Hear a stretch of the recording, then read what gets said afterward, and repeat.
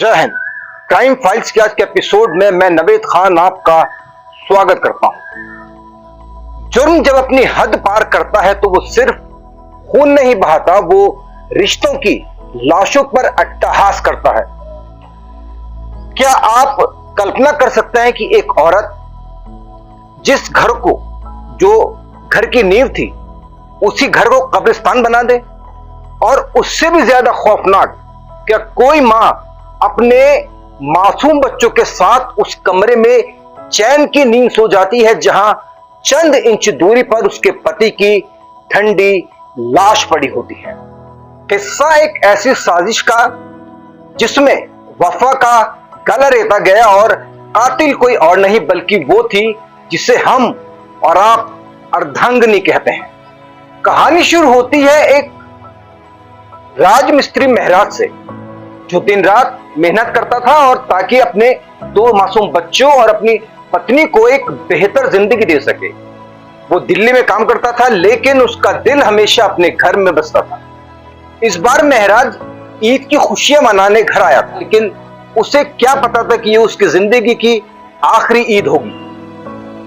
उस रात घर के बरामदे में सन्नाटा था, लेकिन उस सन्नाटे के पीछे खौफनाक साजिश चुपचाप सुनाई दे रही थी। महराज के खाने में नशीली दवाइयां मिला दी गई।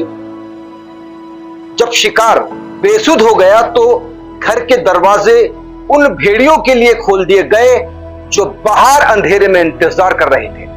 महराज की पत्नी रूही, उसका प्रेमी जो रिश्ते में उसका देवर लगता था, और एक अन्य साथी, इन तीनों ने मिलकर पहले महराज के हाथ पैर बांधे और फिर एक धारदार छुरे से उसका गला रेत दिया।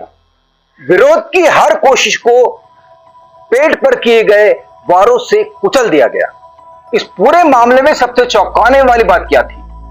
सुबह सुबह जब महराज के पिता घर पहुंचे तो उन्होंने देखा कि महराज खून से लथपथ चारपाई पर पड़ा है और ठीक बगल वाली चारपाई पर रूही अपने दो बच्चे, जिसमें एक की उम्र 4 साल और एक की 2 साल बताई जा रही है, उनके साथ चादर तान कर सो रही है, किसी की कुछ हुआ ही ना हो।